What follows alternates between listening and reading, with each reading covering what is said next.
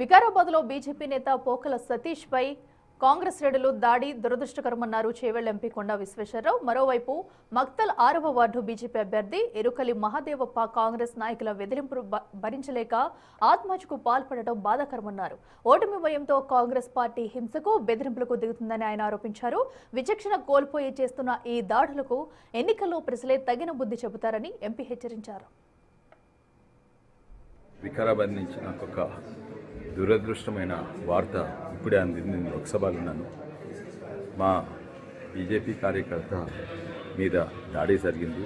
పోకల సతీష్, ఆయన TAC member, telecom advisory committee, ఎన్నో మంచి పనులు చేసిండు. బిఎస్ఎన్ఎల్ టవర్ చేసిండు. ఆయన మీద కాంగ్రెస్ కార్యకర్తలు దాడి చేసింది.